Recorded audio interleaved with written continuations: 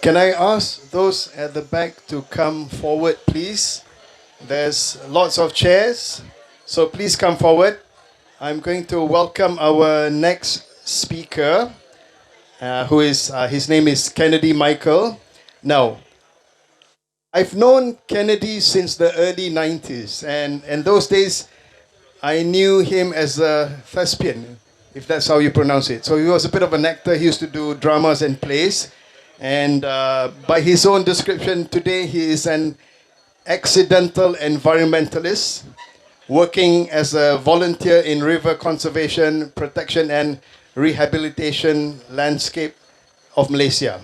He's also the founder of Alliance of River 3 and Community Action Nexus Berhad, as well as founding member of Gabungan Darurat Iklim. Now, I'm not going to tell you who's older, whether Kennedy or I'm older, but what I love about Kennedy is that he's really active and hands-on. And Kennedy is a good example of what we as individuals can do in our backyard. Yeah? Okay, so his talk for this morning is the real meaning of water is life. Over to you, Kennedy. Hi, thank you, Johan. Good morning, everyone. Thank you for coming down here to join us at the People's Library. I have to say, awed. I'm in the presence of luminaries, someone I've admired tremendously from a very young age, who's been doing this long before I was born. Big round of applause for Mr. Gurmit Singh. Kusalma, who is my colleague in Gabungan Darurat Iklim. Someone else that I admire tremendously, Mr. John Ko. And someone I knew when she was just born, a tiny baby. So it's kind of a fun thing, it's kind of a weird thing as well. But and also another person I admire tremendously, Makiza, who is here. Today we're going to talk about water is life. Want to get the slides up, yeah?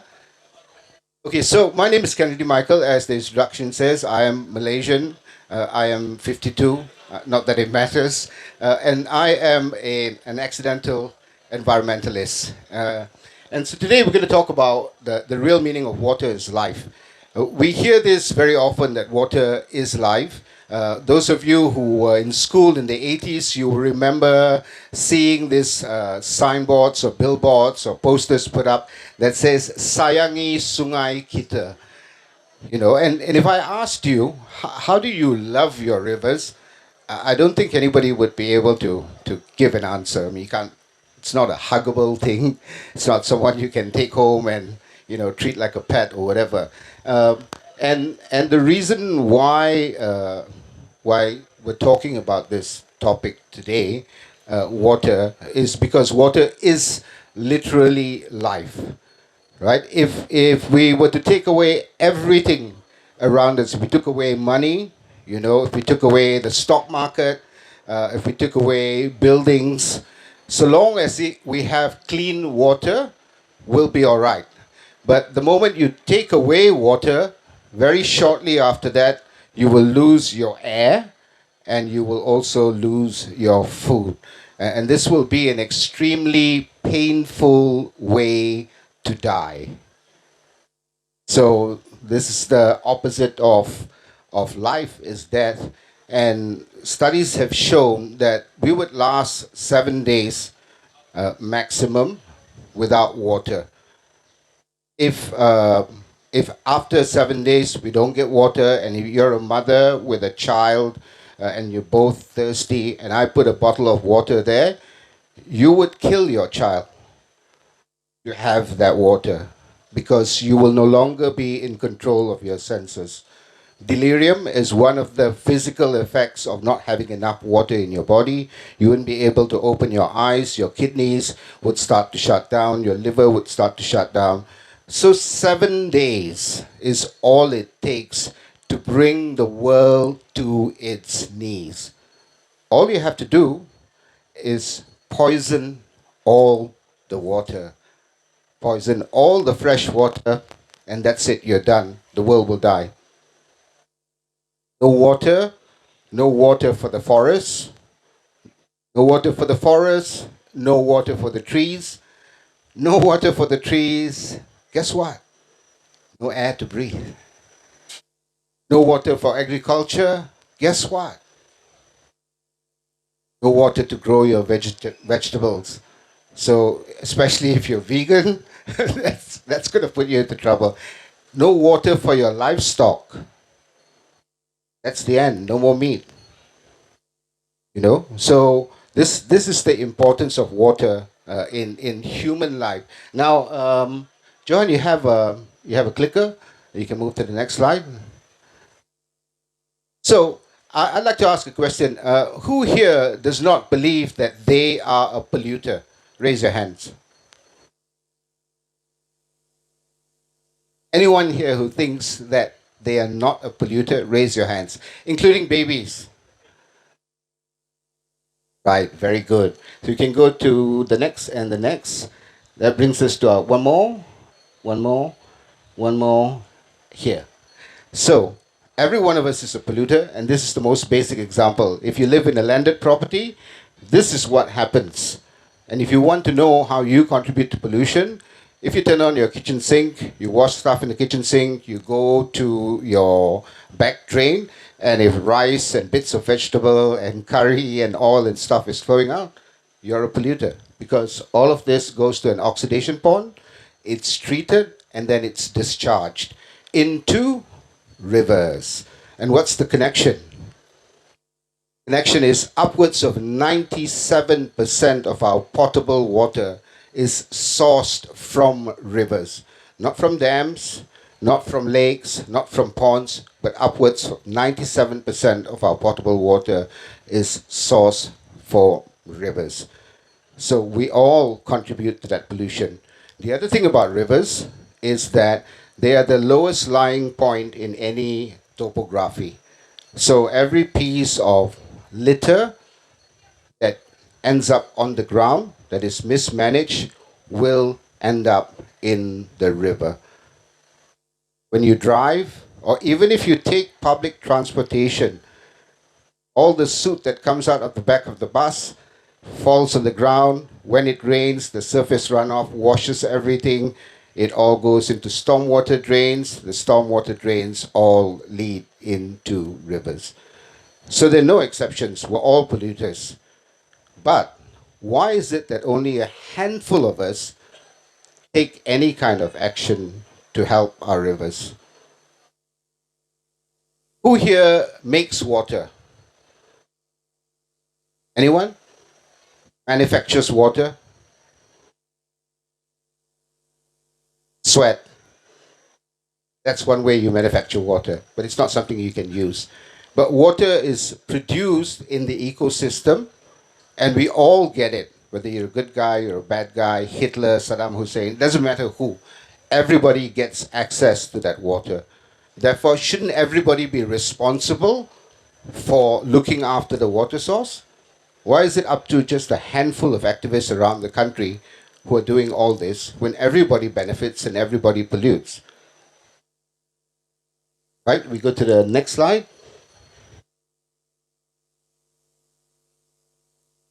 Okay, so this is me when we visited a trash boom in the Klang River, which starts where I live, upstream near the Klang Gates Dam, all the way downstream in Klang, approximately 120 kilometers.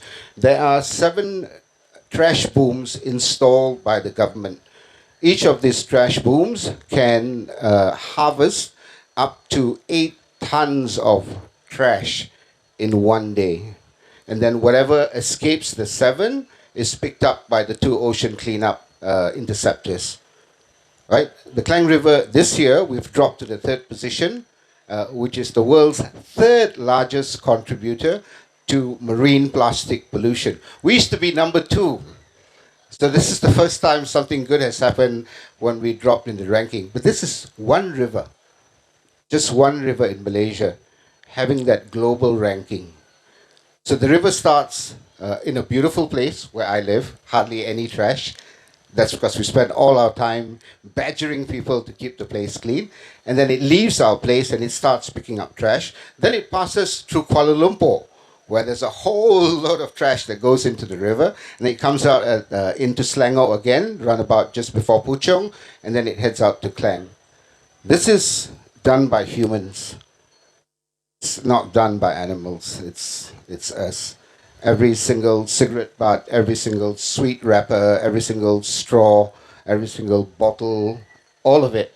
We can cycle through the slides just times so people can see the next, yeah, the next, and then the next, and the next, and the next, and the next, and the next. Right? So this is one. This one. There's seven. They're planning to put these kind of interventions along the Langat River and all the other rivers. Pretty shocking, right? Pretty shocking that this much waste, 8 tons per boom in a day. It's like 8,000 kilos. We could fill 400 Boeing 747s with this trash. Now, this represents the biggest type of pollution because they break down into microplastics, they get into the water system in the ground, they get into the water system in the ocean, they get into the food system, they get into our bodies, and they start breaking down in our bodies, giving us cancer and other disease. Okay, so what do we do? What do we do about this? Right? We can go to the next slide. So there are three issues. We have the silage issue, we have the solid waste issue, and we have the people issue. Having worked in this area of river restoration over the last 5 years, these are the things that we've simplified it to. It's not complex, right? Humans, we're the youngest species on the planet. We are an evolutionary experiment. Nature has, over 13 billion years, if you believe it, 4 billion years for planet Earth, experimented and discarded about 2 billion species. We'll try something, this doesn't work, let's get rid of it. Take the ones that work, keep it going, keep it going. We're the youngest experiment, right? And if we don't work as a species for the planet, we'll become extinct as well. This has been proven time and again, right? We're the first species capable of apprehending things outside ourselves, of having abstract thought, complex thought, and the first species to be able to use natural materials, alter their natural state, and produce outcomes that nature can't. That's what's good about us, right? I sometimes think that nature needed a way to see and experience herself in a relative state. So she evolved human beings, right? But if this experiment's not working, we're going to self-destruct, and it's all natural, right? If we think the climate catastrophe will happen, it will happen. We will die, we will suffer, but the planet will continue living because the definition of life is not defined by human beings. You know, we have this arrogance about us that believes that we are special, you know, and that we are the bee's knees and, you know, we should be around. I myself, I'm a nihilist. I don't see why I'm here. I'm happy to off myself and go because what's the point? Right? It's been repeated generation after generation after generation. But for me, while I'm here, while I'm living, I'd like the place I'm living to be beautiful, to be nice, to be clean. And then one day I'm no more and it doesn't matter to me. It will be somebody else's problem, right? So, field experiments go extinct. All problems are human problems. Has your cat ever come and told you that she has a problem? Has a monkey ever come and told you they have a problem? Dolphins and whales do, right? They've those of you who scuba dive, you know this. If these animals are in trouble, they will connect with you. But almost all problems are human problems. Only humans experience problems. Animals only survive and they get outcomes that they strive for: food, mating, shelter, so on and so forth. So if all problems are created by humans, only some problems will be solved by humans. So as Azlan was saying just now, you have chemicals that live forever, the forever chemicals. None of us can fix it. You know, a lot of the problems that we create, we have never been able to fix. Those who live in Kuala Lumpur, floods, traffic jams, right? Robberies, crime, corrupt government, good government. We've never been able to solve these problems. So some we can, some nature will solve it for us. Okay, and nature has a very efficient way.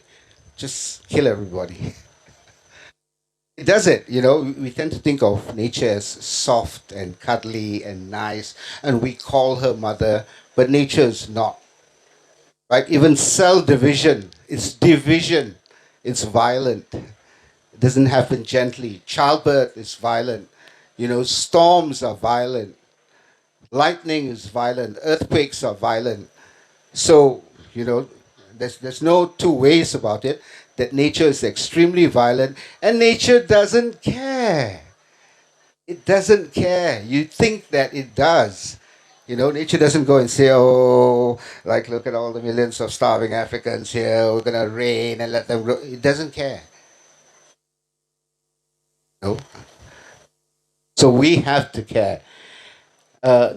Since we are the problem, nature will take care of us. People ask me, how do you clean rivers? And I always tell them, kill everybody. If all the humans were wiped out, immediately within 7 days, 8 days, the river, which has a self-regulating system that has been doing that for millions of years, the Larapinta in Australia, oldest living river, 450 million years, you know, 437, 38 million years before human beings came around, right? It's been taking care of itself. You will go around the world, look at rivers. Any natural river with no human impact will always be clean and in balance. The only rivers that are polluted is where there are human impact. So what's so good about human beings? Because animals manage to live for billions of years without trashing the rivers. How come the intelligent species, the one that has universities, education, technology, AI, and we can't do something basic like keeping the rivers clean, right? So when nature takes care of all of us, no more problems, rivers will be clean, we won't be around. Okay? But a lot of people tell me that's very fatalist, you know, it's very hopeless. I don't think so, because I don't think I'm special. But if you're like me, you're here now and you want to do something, we go to the next slide. This is what you need to do. This is what you can do. I'm a person who doesn't mince words. People tell me, don't get angry lah, you. Why you always get angry? You scold people like this, like that. Hey, listen, if you weren't angry, you wouldn't care. The opposite of anger is not peace. The opposite of anger is apathy. And what we have as a national culture is apathy. We're very apathetic. You know, only people who get angry, people who are bothered by what's going on, will be moved to do something. So get angry, allow that anger to happen at things that you feel is not right in your environment, you know, and then give a shit. Right? Getting angry alone is not enough. You have to give a shit. You have to care. You have to care about the small things and the big things. Get informed. Okay, being informed is very important. If you're angry and you give a shit, but you're misinformed, all you get are street protests that go nowhere. People get hurt. You know, a lot of noise in the media, but you don't get actual outcomes because you're not informed. So be informed. In this day and age, ignorance is a choice. Back in the day, you can say, I'm ignorant, I don't have money, I didn't go to school, I don't have a degree. Now it's not. Right? All the time you spend scrolling on TikTok is time you can spend reading articles, learning things, watching videos that help you be informed. Be political. In Malaysia, we have this problem. I grew up with my parents telling me, oh, don't get involved in politics, which is the stupidest advice ever given to a generation that allowed this country to go down the drain. Because whether you like it or not, you are part of the political system. If you didn't exist, if all of us didn't exist, who the hell's going to vote for who? There'd be no one to vote. We exist as a nation because we are part of the political process. And our power to do that comes through the vote and through checking our MPs. Right? So stop with this already. You're part of the political process. If you don't want to be part of the political process, give up your citizenship and get lost. Because that's another example of being apathetic, right? Your vote, your uninformed, unintelligent vote, caused most of the problems that happen in this country. So be informed and be political, because we are part of the political estate.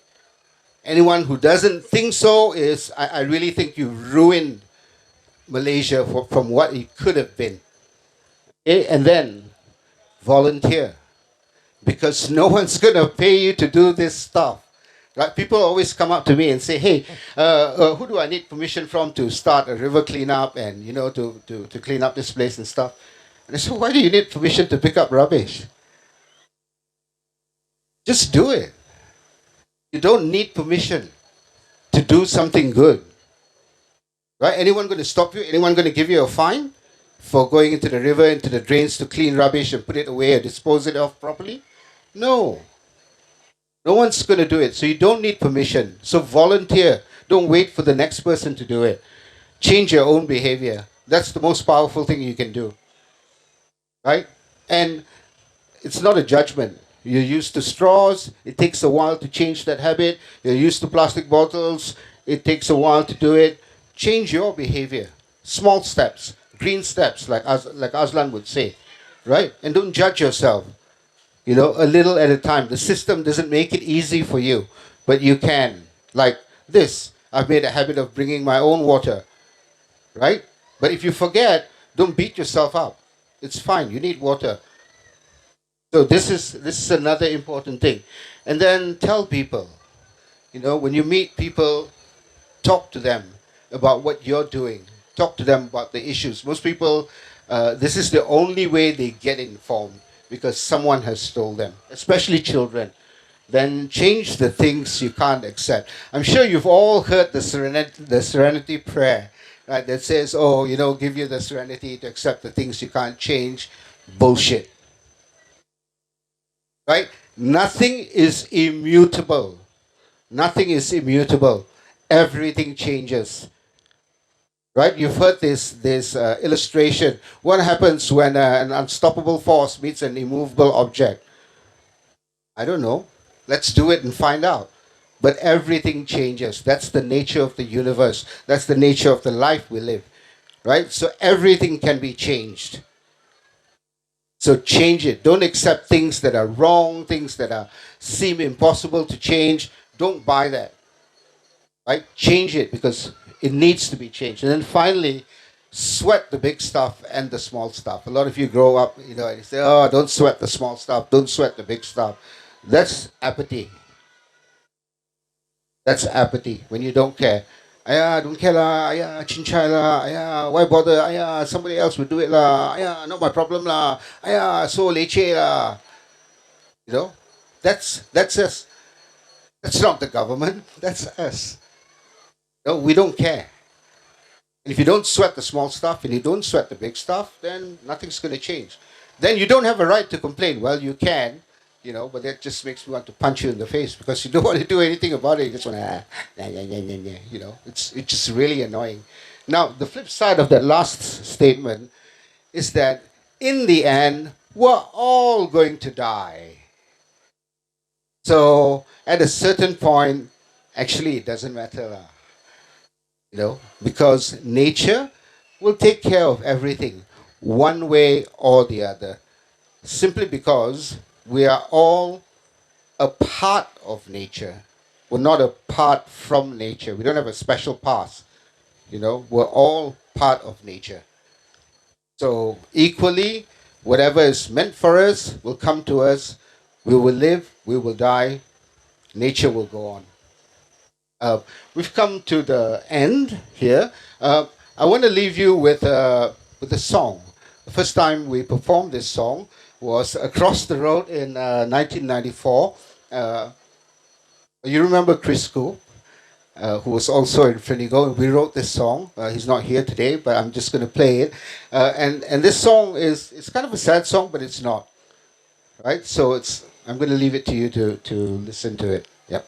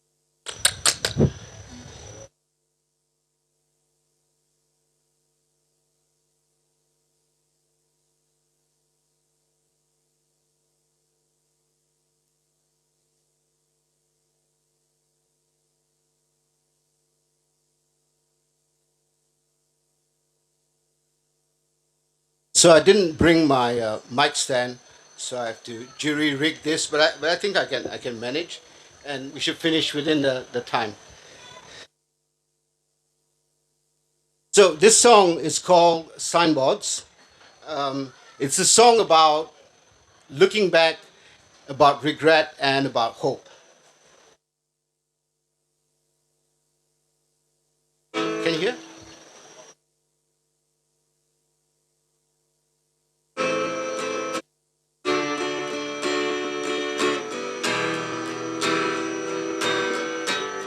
Like the sureness of the summer and the cold that bites the night in winter's time. Through all our days of aimless wandering, we are torn between the lines. Do we ever stop to wonder? Do the choices that we make ever cross our minds as we whistle in the darkness and we leave the light behind? Not worried about the way things could have been, or how the light of day keeps you within yourself and the bitterness of days gone by are the signboards of your life. Through all our ifs and buts and whens and empty promises, in all the clever lies that we swear by to justify the reason we totally abandon the straight and narrow road for the needle's eye. You know it can't get any better,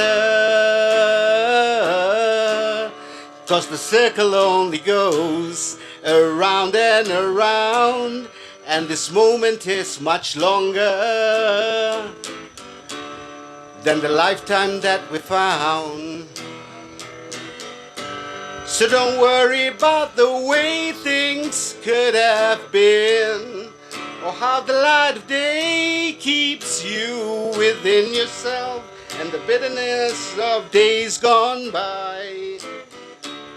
They're the signboards of your life. Surrounded by fools in a world that's so cruel, you may believe it's magic, but really it was tragic how you couldn't break free, 'cause you couldn't even see how you gave up all surrender and let it drag you under.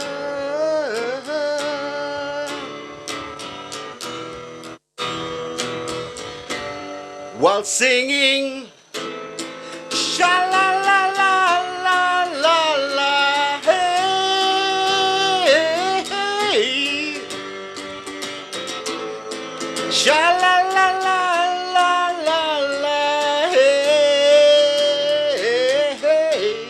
Don't worry about the way things should have been, or how the light of day keeps you within yourself. It's the bitter pill of days gone by. They're not the signboards of your life. Thank you very much.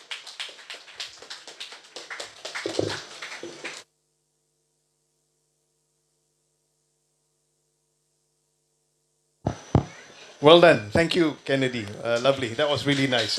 Lovely surprise. Again, a short break. 10:15 sharp, we'll have our next speaker, Ku Salma. And I really look forward to that one. So don't go away. Thank you.